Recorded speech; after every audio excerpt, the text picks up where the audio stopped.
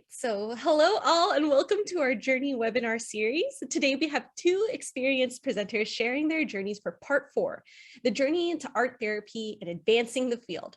Before we get started, we'd like to thank the American Art Therapy Association, its Multicultural Committee and Educational Committee.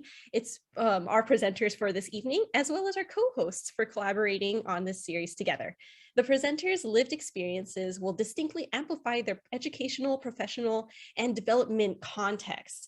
But this webinar is not intended to endorse a specific art therapy program, school, placement, or any kind of experience like that that may occur or show up in the conversation and the question and answer at the end.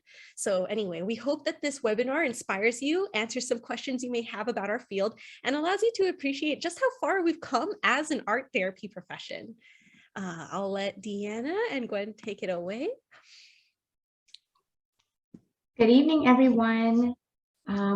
As we present, we will be kind of throwing in these little interactive chats. And so before we introduce ourselves, we invite you to share in the chat your favorite art practice for self-care. And as you'll notice, Gwen Short is not on the actual physical screen. She had a bit of technical difficulty, but she is here via voice. And so I'll be cueing her when it's her time to share and to talk. So I appreciate everyone, kind of being flexible with the way we're doing things today. Next slide. All right, Gwen, this is our introductions with our artwork up. Okay. Hello, my name is Gwendolyn Short, and I certainly do apologize to all of you for having to do this way. But anyway, my name is Gwendolyn Short. I am a registered art therapist, board certified, and a licensed clinical professional art therapist in the state of Maryland. I am a graduate of the George Washington University Department of Art Therapy, and that has been many, many, many decades ago. But anyway, and currently I am the art therapy director at the Create Art Center in downtown Silver Spring, Maryland. And can you tell us a little about your artwork and what you like to do for self-care? Okay. My artwork here was done maybe a couple of years ago, and it's symbolizing women coming into their own and confidence about who they are and what they represent. And as Black women, sometimes we don't stop to hold our heads high and recognize what we've done because we've been so downtrodden. But this piece is just to symbolize, yes, we can hold our heads up and feel good about who we are. And in terms of self-care, I do some artwork for self-care, but a lot of times with the schedule that I have, doing nothing, sometimes just sitting back and relaxing is the best self-care I can provide for myself at this point. Definitely second that. Sometimes just doing nothing is quite relaxing and needed. And so I'm Deanna Barton. I'm a board certified art therapist living and working in Atlanta, Georgia. And I currently work primarily in my private practice called Aluma Art and Healing, where I work with young women of color who are healing from depression, anxiety, complex stress, race-based stress and trauma, and also perfectionism. And the artwork that I've put up on the slide today is an example of some collage mandala work that I do for my own personal art making and self-care, but also the type of art that I often do alongside or show with my clients. So this particular piece is just a collage of magazine cutouts, and of course using that form of the mandala to further ground and center. Next slide. And so for our next interactive chat, we would love for you to share what your dream art therapy job is, or if you're currently already working in the field, where you are working. And this kind of will be our segue into talking more about our career trajectories and journeys. Next slide. And so Gwen and I have both worked in various settings and locations. We've had different job titles and worked with a variety of different populations. And so Gwen, can you tell us a little bit about the different places and settings that you've worked in over the years, and maybe talk a little bit about populations and some of the things that you've done? Okay. I started my career right out of graduate school in 1979, and I started as a activity therapist, art, parentheses, art, and that was working with the Prince George's County Health Department, and that is in Maryland. And I did that for about 14 years. Then I became the coordinator of the adult day treatment program, which provided day treatment services for adults living with mental illnesses. At that time, the term was chronically mentally ill. Then I became the program coordinator of the same program, the adult day treatment program, and I did that for 2 years until the program actually closed. I became the coordinator of special activities. That's because they didn't have a program for me, so they allowed me to go up and down the county providing just activities, mainly art activities, for the different centers in the county. Then I went on to become the coordinator of the mental health unit on an elementary school special education wing. And following that, I was transferred to the COACH program, Community Outreach and Treatment Services, where I was a homeless outreach worker looking for and providing mental health services for the homeless. Mm-hmm. Following that, I was a therapist for the Children and Parents program, which was a substance abuse program for women and their children. And following that, was art therapist for the Division of Addictions and Mental Health. So I was able to provide art therapy services for all of the mental health clinics in the county. And following that, I became supervisor of Children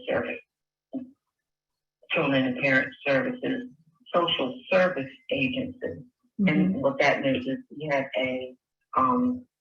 we interviewed and assessed people coming in applying for benefits with the county, and to see if they needed any substance abuse or mental health treatment, and then we refer them for those services.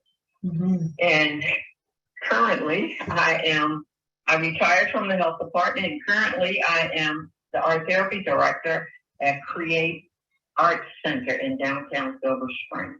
And I work with children and adults, but the ongoing group that we have is Studio, and that provides art therapy services for adults living with mental illness. Mm-hmm. Wow, what a journey. I mean, that's a lot of different jobs. And so we'll talk a little bit more about transitioning from different jobs in a moment. And so similarly, I've also worked in a variety of different places. Gwen was actually one of my supervisors for internship in grad school, and she definitely grounded me in the importance of community-based work and also working with communities that are underserved. So after graduation, I worked part-time PRN in a mental health facility as an activities therapist. I also did some in-home assessment and therapy very early on in my career with a nonprofit. My first full-time art therapy job was working with Miami-Dade County Public Schools within their clinical art therapy department. I actually applied for that job 3 times because it was just like, that's the thing I wanted to do when I graduated. So I was really happy that, eventually I was able to move down to Miami and work in a school-based setting, which was really something that I was one of my goals upon graduation. I also worked as an art teacher for elementary school students. Around that time, I was developing my private practice on the side, doing a lot of community-based collaborations, and that kind of segued me into the private practice work that I do now.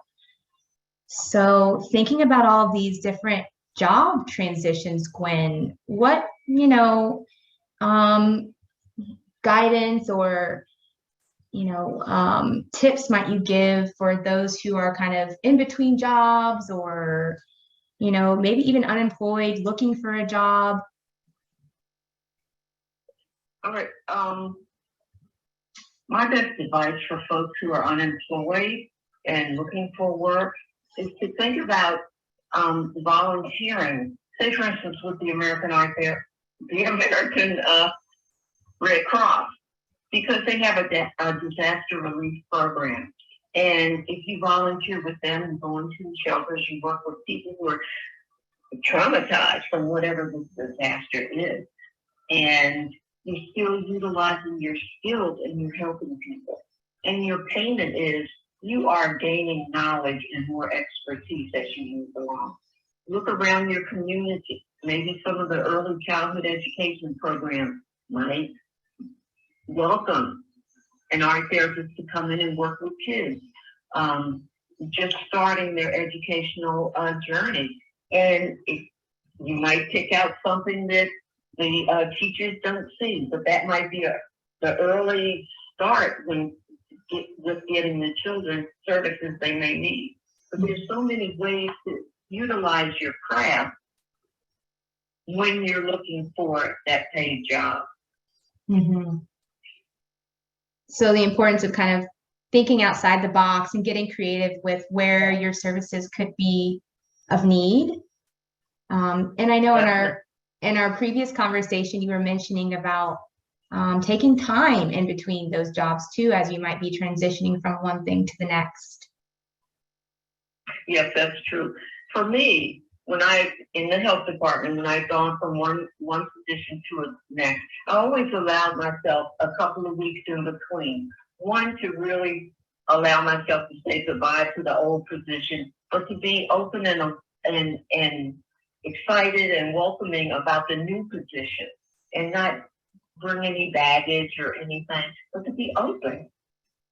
And I think that's very important, to allow yourself time to get rid of what you did in the previous job and prepare yourself for the next job. Mm-hmm. I agree. So art therapists work in a variety of places and settings, and as we make our way through our careers, we will more than likely shift from one job to the next. And so hopefully, giving yourself some time in between those jobs, as Gwen spoke about, gives you time to kind of, close one door before opening another, and also prepare for that next job, given that sometimes, the craft of being an art therapist doesn't shift, but populations and the way you might deliver the service does. So that time in between too can be crucial in developing further skills, reading up on the new population, learning more about that new organization. So sometimes giving yourself a break is beneficial, both for just well-being, but also your professionalism.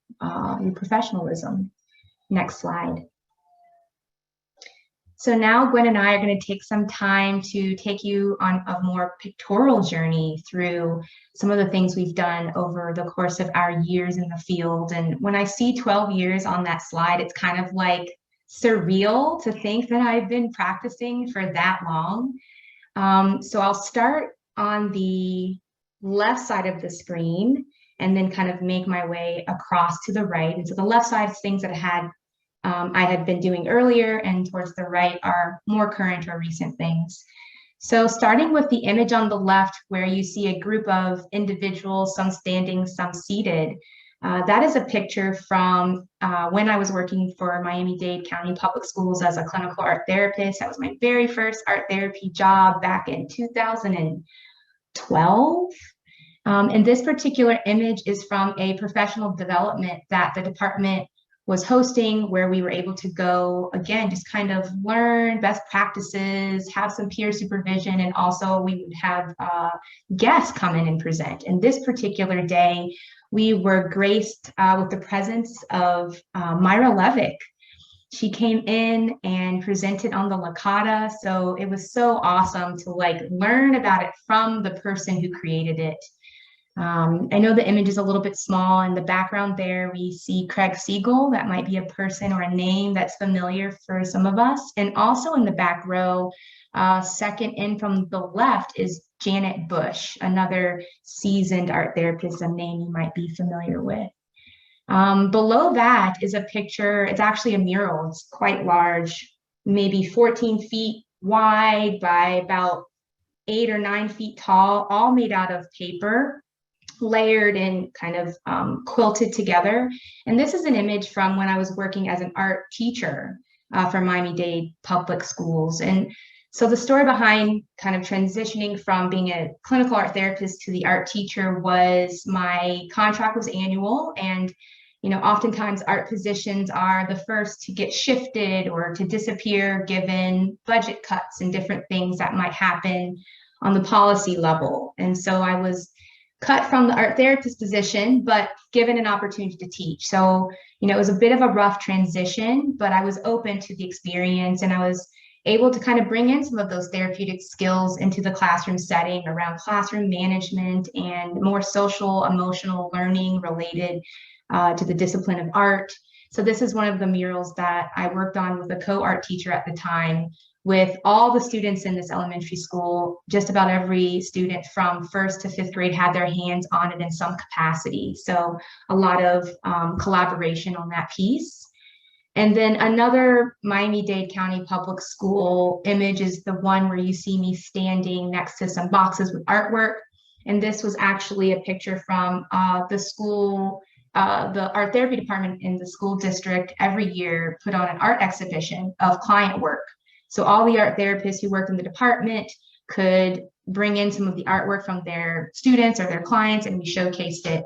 This was up at the Frost Museum at Florida International University in Miami, Florida. One year, the art exhibition was in the Miami-Dade airport. So it was just a really great opportunity to present work to the larger community, and also really kind of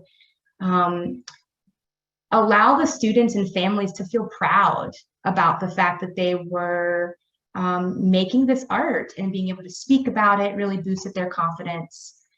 Some of the other images that you see are me exhibiting some of my personal artwork throughout the years. From time to time, I will, join and exhibit for group art exhibitions. My private practice is called Illuma Art and Healings. You see the logo there. Above that is an image of a community-based collaboration that I did while I was still living in Miami with some nonprofit organizations, another art therapist. And this was in 2020, around the time of the killing of George Floyd and the loss of a lot of Black lives due to police brutality and gun violence. And so this particular project was a series of virtual art workshops for children and families, where they were introduced to the art of poetry, typography, and also floral design. So families got to make their own little floral designs. We worked collaboratively to create a group poem, and that inspired this art installation that was up in the community for a couple of days. And that sign behind the flowers is actually the group poem. And then the last little kind of row, the middle picture is me and the Georgia Art Therapy Association, where I'm currently a board member. That's a recent happening that we had here this year. So just, staying involved in the community and with my fellow art therapists.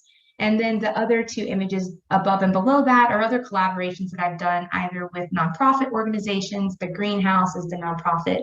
And the one above that, it's a support group platform that I facilitate support groups for. And oftentimes I'm asked to kind of present and do panel discussions and talk about different things that are affecting mental health in current contemporary times. And so this particular talk was on beauty standards and how it's portrayed in the media and how that affects our mental health. So that's just a little bit about some of the things I've done over my 12 years. And then Gwen, it's your turn. Next slide. Okay, over 46 years that I've been in the field.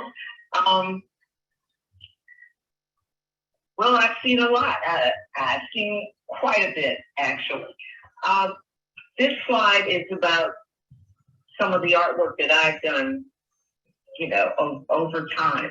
The first one is a story cloth, and the title is The Monkey and the Orange, and that's based on a incident I had when I was in South Africa. Below that is a quilt, and I'm starting to quilt. I'm doing more fiber arts now. But my first love and what brought me into the field, or for my initial interview with Vernon Levy, was ceramics. And I had gotten away from ceramics for a long time. Just a long time. So I'm coming back to it. And this is just some of the things that I've been doing recently. And this is another lady that I put together. And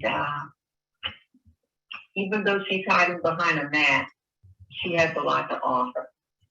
Mm-hmm. Yeah. Next slide. Okay. The next slide is some of the publications I've had the opportunity to be a part of. The first one, Tapestry. Let me say, in all of these, friends that I've collaborated with or worked with over the years, art therapists, are some of the ones that kind of pushed me into writing chapters. So my first one was Anna Hiscott, and she encouraged Charlotte Boston and myself to write a chapter on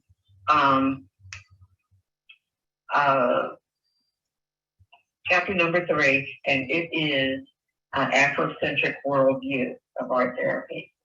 And moving over to identity and art therapy, Maxine Young encouraged me to write about my evolution as an art therapist. So that's how that took place. And the blue one here, my friend Audrey DiMaria, she said, "Boy, I know you've been working with the homeless, and I know you have a lot of things to say." So she encouraged me to write the chapter for that.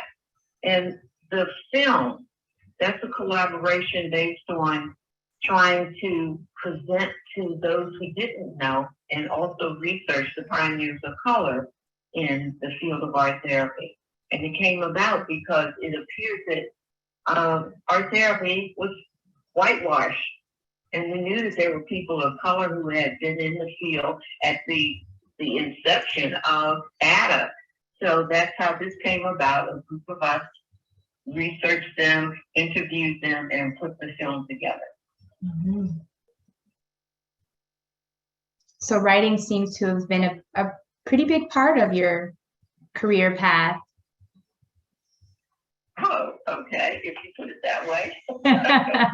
Because trust me, Eleanor Ullman had more red ink on my papers than it was black ink. So she traumatized me about writing, but friends more currently have brought me out of that fear. So yes, mm-hmm. I do what I can. Yeah. Okay, and these pictures are pictures from the various conferences and my past work. This is work from the health department, the adult day treatment program when it closed, working at the mental health center on the elementary special ed wing. And then I can't remember exactly where each of these conferences were, but conferences are like family reunions. You see people you haven't seen in a year or maybe longer, and it's just such a joy to get together with them and see what they've been doing and have them share what you've been doing. I do know that this is San Antonio, Texas. This is Washington, D.C., and all points in between, I'll say that. Mm-hmm. This is a picture of me at one of the conferences for the Quick Draw program that they had. And underneath of that was an solid art auction. So I've been going to the conferences for as long as I can remember, and each one is a valuable situation. Mm-hmm. I love how you say it's like a family reunion. It definitely is. And I'm sure that those of us who've been in the field for some time are looking forward to having another in-person one after having some virtual ones. So it'll be nice to be able to see faces and continue to build community and collaborate with one another. If we can go back one slide. So I just wanted to talk briefly about professional development and advancement, both for our individual careers, but also for the field. And so one thing that Gwen and I had been dialoguing about is, the evolution of clinification. And so Gwen, could you share a little bit about your time working for the Art Therapy Credentialing Board, ATCB, around the time when the credentialing exam was being developed? Okay. We have not always had a credentialing exam, and the membership at a business meeting voted to have a credentialing exam because people could see into the future and see the value of having it. So the Art Therapy Credentials Board was established, and I was appointed to that board and served on it for 8 years. I was a director and would go to various conferences about putting together exams. So how to proctor exam, how to write the exam, how to administer the exam. All of that was really important information that we had to glean and bring back while establishing our exam. And one of the previous pictures was the picture of the first exam, and I wasn't able to take it because I read it on tape for a special needs person. But I can honestly say that one of the things I am most impressed with in ADA is the foresightedness. It's looking to the future, what we need, how we need to prepare to be active and valuable in years to come. So professional development, that's key. And there are a number of ways to do that as an ongoing thing. So credentialing's definitely shifted the way the field has evolved, thinking back to before, when credentials existed and we had just art therapists, I guess, calling themselves just art therapists out there trying to advocate for themselves and educate the rest of the greater population about what they can do and, what services they can bring into various settings. And so given that now credentialing is more solidified and we're also moving into licensure, which is another level of credentialing, the importance of, aligning ourselves with other mental health professionals, given that our training is pretty much, the same as far as credit hours and things that we're studying in our graduate programs and both the kind of training we're getting postgraduate, and also legitimizing what we do in the field of mental health. So, the evolution of clinification and credentialing continues. And I agree, Gwen, when you say kind of having that foresight and kind of thinking into the future, like what's needed 10 years from now and making sure that we're getting involved in our organizations in order to have those conversations to move ourselves forward in a way that, the future is the way we imagine it can be, and also making space for whatever might come in the future. Right. And so kind of, also, go ahead. Keeping in mind that the credentialing exam, the licensure, that's all to protect the public. We see a lot of people that say, I do art therapy, and they've never stepped foot in an art therapy program. So just to keep things legitimate and, again, protect the public, we have these things in place. And people can't just call themselves an art therapist without having the training. Right. Yeah. And so let's segue into talking a little bit more about our involvement in various levels of the organization. So thinking about local chapter or state chapter involvement and also involvement in the ADA. Gwen, can you share a little bit about your involvement? I started on the local level at the Potomac Art Therapy Association. I was on the newsletter committee, the government, oh no, that's Ada's term, legislative committee, and finally became president of PATA many years ago. And then, as I said, I was appointed to the Art Therapy Credentials Board and served on that for 8 years. And then I was actually elected to the board of directors of ADA. And I can honestly say that when I started, and many years ago, that was never even in my thinking that I could be a part of the board of directors of ADA. But it happened. Sticking with it, staying current, meeting people in the association. And I tell you, one of the highlights of my career was that the membership voted me to be a part of the board of directors. Mm-hmm. Yeah. So getting involved, I think, is another layer of ensuring that, you know, there is a future for art therapists. And so no matter what stage you are at in your career, getting involved is important, especially if you are you know, maybe representing an identity or an intersectionality that is underserved or marginalized, ensuring that there's diverse people sitting at those tables and having those conversations and sharing diverse and different opinions and perspectives just enriches the types of decisions that are made and also the way that we're carving our pathways into the future. So finding ways to give back and to stay involved and participating in our local art therapy communities is definitely a huge part of our career trajectories and advancement personally, and also for the wider art therapy community. And so lastly, Gwen, touching upon professional development, kind of an extension of advancing ourselves through our careers. Mm-hmm. Oh, you want me to say something? Yeah, you can just touch upon, you know, why some of the things that you value in professional development. I know peer supervision is something that you always advocate for. Yeah, it is. And that's something that doesn't cost anything. I mean, develop your relationships with your fellow art therapists.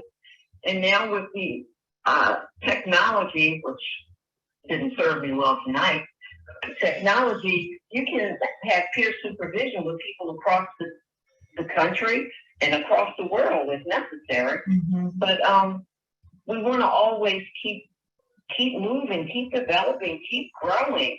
Nobody wants to meet with an art therapist that their skills are rusty or old.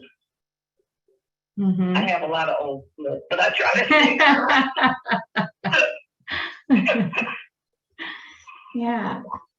So I think we're really kind of pinpointing the importance of staying connected, networking. That art therapy community is really a foundation that we can ground ourselves in as we make our way through the years in this career. And, you know, oftentimes being an art therapist can feel really lonely, especially if you're working in a setting where you're the only art therapist, or you work in private practice and maybe it's a solo practice or a very small group practice. So utilizing and accessing our art therapy community is part of, you know, professional self-care, if you will, ensuring that we have individuals we can collaborate with, who will support us, who we can have conversations with about difficult cases, who can we can pick their brains and learn things from and share resources. So community is a huge part of advancing ourselves in our careers. I think we're going to go 2 slides. And so now for another interactive chat, and I think this might be the last one for the night. As we begin to kind of think about the future of art therapy, we invite you to share in the chat what your visions for the field of art therapy are into the future. What might that look like in 10, 20, 50, 100 years from now? So allow your imaginations. Wow. Yeah, I mean, we're still going to be practicing art therapy in 100 years, definitely. Maybe like in the metaverse, but like we'll be there. So let your imaginations run wild as you interact in the chat. Next slide. So the last topic that we wanted to touch upon in our presentation is speaking a little bit about advocacy as it relates to diversity, equity, and inclusion. And so advocacy can kind of go in two directions. We could talk about advocacy for the field of art therapy, but also advocating for our clients who are representative of, who might be representative of marginalized or minoritized identities or communities. And so kind of sticking in this theme of community, when it comes to advocacy, a lot of times that requires community effort, right? And collaborations with other organizations. And so this is an initiative that was a collaboration between the ADA and the AUC Art Collective, which is based in Atlanta, Georgia. The AUC, the Atlanta University Consortium, is a space that houses several historically Black colleges and universities. We have Spelman, Morehouse, Morris Brown, Clark, and Morehouse School of Medicine. So this collaboration encompassed all of those campuses, and we were able to take a couple of weeks and showcase what it looks like to be an art therapist of color. So several of us either shared our bios and stories or held conversations and presentations and workshops to really activate and engage the HBCU community around the field of art therapy. And so for many of them, it was not just their first time hearing about the career path of becoming an art therapist, but it was their first time hearing about art therapy as a mental health service. So a lot of firsts for a lot of those students. And so this kind of planted a seed, you know, in the lives of many of those students and gave them an opportunity to explore beyond maybe what they already thought of as far as mental health care and careers in mental health. And so these are just a few of the marketing images from that particular initiative with ADA and the AUC. And so when we think about advocacy, you know, we're really discussing this process of educating ourselves and others about inequities, about biases that might continue to perpetuate harm or discrimination around racism, ageism, sexism, ableism, just to name a few. And as far as what advocacy may look like, I think it kind of goes back to our previous slides around getting involved with your local, regional, or national organizations as a way to have a voice, have a say, speak up. There's this process of continued learning too when it comes to advocacy, understanding the different social injustices that might be occurring in our communities and how we can speak about those and enact change, whether that's through allyship or more action-oriented activations in spaces. Also taking on those roles in leadership, many of which Gwen has talked about, is another layer of being able to advocate for those who may be forgotten or kind of underrepresented. I think Gwen, kind of going back to the slide with all of your chapters from books, is a layer of advocating, right? Like as a student of color, I remember reading some texts from you and also other art therapists of color. And while at that time in around 2008-9, there weren't nearly as many published as there are today, but being able to see myself reflected in the field through your writings, Gwen, and also working with you through my internship definitely had a huge impact in my evolution as an art therapist. And so advocacy is really about making space for those who will come after us, right? To ensuring that there's space for them. So I'll turn it over to you, Gwen, to kind of add in some more thoughts about advocacy, both for the field and for our clients. Okay, I think you've done a marvelous job thus far talking about it. What I wanted to say is you don't have to be loud and boisterous to be an advocate for someone who doesn't have the courage or the self-esteem to advocate for themselves. My feeling is just be persistent. Just be persistent and set a goal, work towards that goal. There'll be barriers, of course, but we're creative people and we will figure out a way to get around that. I do have a quick story about a young woman that I have been working with recently. And she has a long history of mental illness. And she has problems with her pharmacy, the pharmacist always challenges her Medicaid. She has state-issued Medicaid, but they always give her the runaround, always. So this one particular time, she's been without her medication for 7 days. Her therapist, in my opinion, was not acting as an advocate for her. Her psychiatrist was not returning her calls.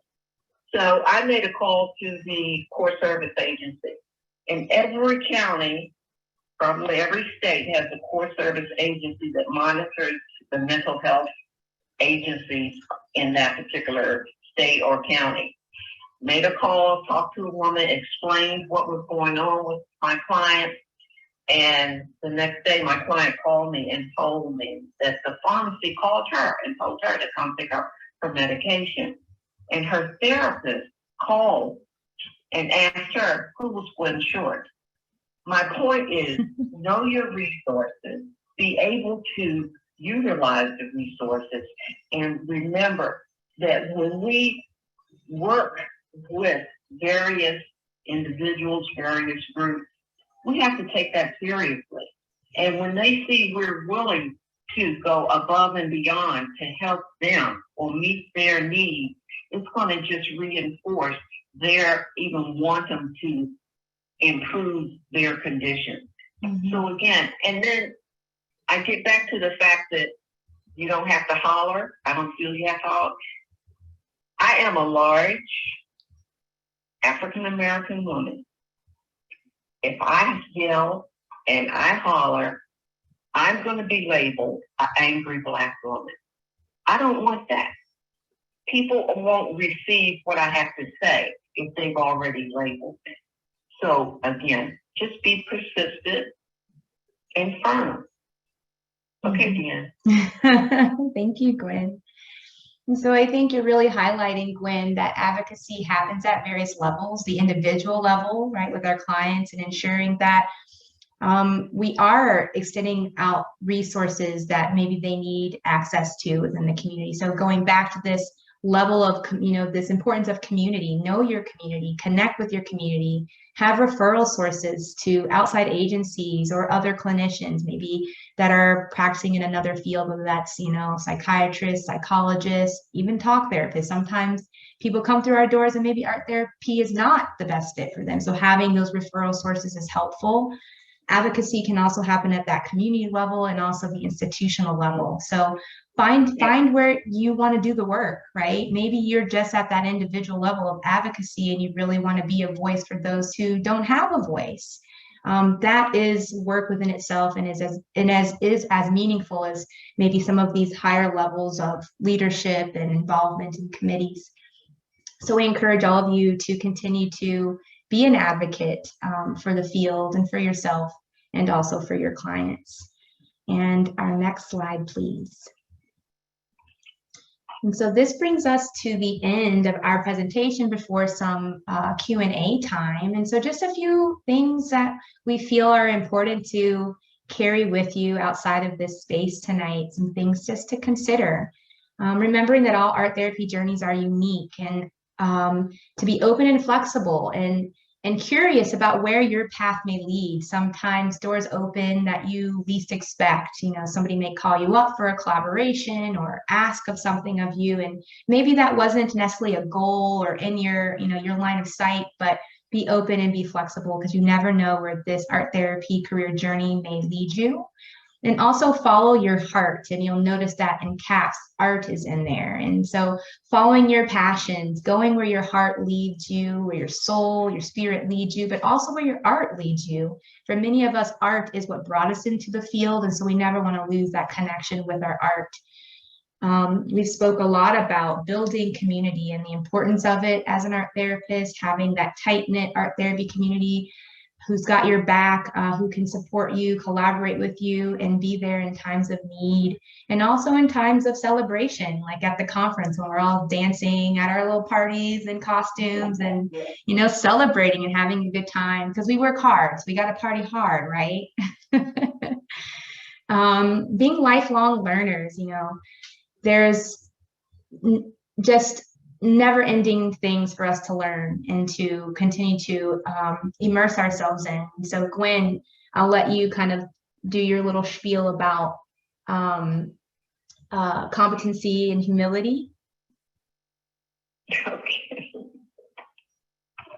Well, it's nice to be competent, but that's almost like a end of the road type thing, to be competent. And then what? Okay, if you're confident, do you feel like you know everything you need to know? Well, of course not. But cultural humility is you're always evolving, you're growing, you're learning more, you're open and receptive to even your clientele helping you along the way. Not necessarily teaching you, but you be open to different things they may want to share with you. Mm-hmm. And in that respect, you'll always be open to learn. You'll be going after knowledge about a different population, about a different situation. But keep that door open. Mm-hmm. That's the best you can. And also is sharing with others. I mean, if you read a newspaper article and a friend of yours is doing it, put that article and send it to them. A magazine article, you know, somebody who's doing a specific particular activity with their group, clip that and show it to them. And you read it yourself because that helps you to grow. Mm-hmm. Definitely. And then finally, just reiterating the importance of continuing to educate and advocate for the field. We're not a young field, we're 50 plus years now, but there's still a lot of people out in the community that don't know what we do or understand what we do. And so that is a huge part of the work, is to continue to educate our communities and advocate for there to be space and places for art therapists to work. So I appreciate everyone attending this evening and listening to our journeys. Thank you.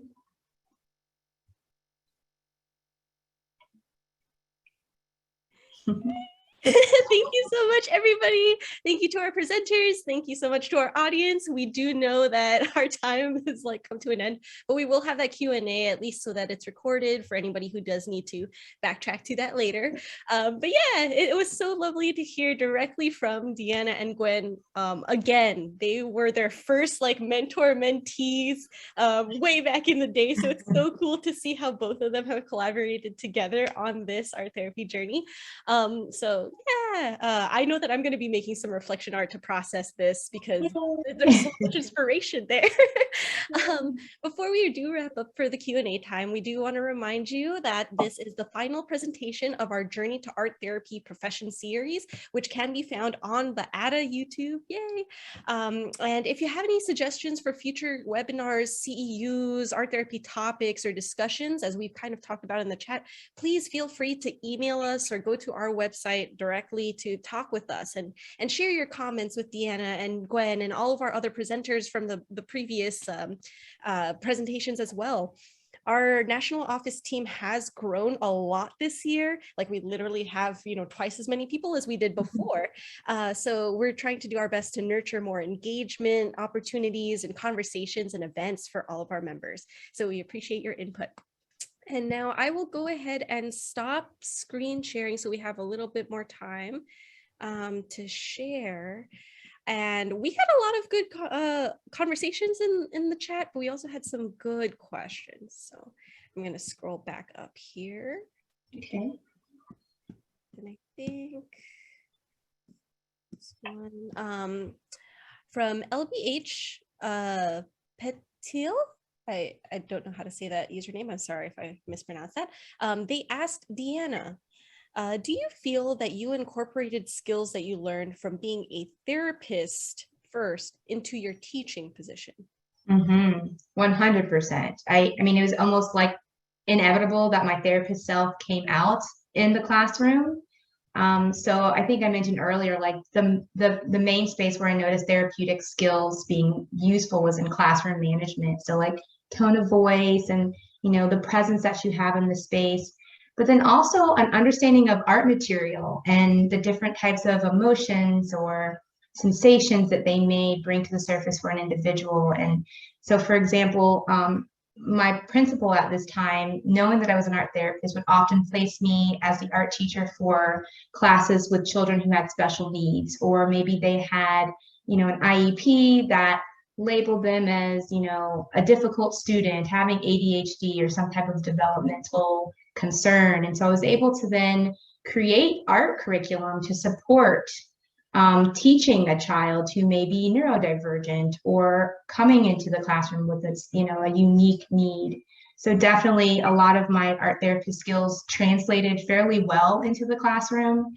I think the hardest part was, sometimes having the awareness that a student really needed therapy, right? And so I might refer them to that school counselor or have a parent-teacher conference and kind of share some of my insights. Because, as a therapist, you want to be able to give them your time and attention. But when you're in a classroom with 30 kids, you can't really do that. So, it definitely was a lot of learning for me. But my therapist skills definitely helped with teaching, for sure. Thank you. That's very thoughtful. So the next question is actually for me, but I was wondering, is writing always part of being an art therapist? And that's for you or Gwen. I don't know how to answer that or ask that really, because it could be anything from research to grant writing or something. But yeah. Gwen, I'll let you take that question. Were you able to hear? Okay, I would say no, it's not always. Well, of course, you have to do your thesis, your ending thesis, but it's not always like mandatory or anything. I strongly encourage people to consider writing because that adds to the body of literature. And even though someone else may have written on the same topic or theme, your perspective on it is what will be of value in your paper that you present or your article that you write. But the thing is to always think about writing. And if not, you don't want to do it on your own, collaborate. But I think it is important, but no, it's not mandatory. I would agree. And if you are, co-authoring is awesome because then you can tag team it. You're not alone. Exactly. But I will say that, I also encourage students and those that I mentor to write, to, increase what's out there in our literature and curriculum. But it doesn't always have to be scholarly writing that gets published in the journal. Informal writing is also very valuable. I can think of, many ADA members who have been featured on the blog or maybe have their own blog. So informal writing, is also very beneficial and has impact as well. Awesome. Thank you. I'm glad that we're not restricted to that. Yes, you gotta write one article every 5 years. No.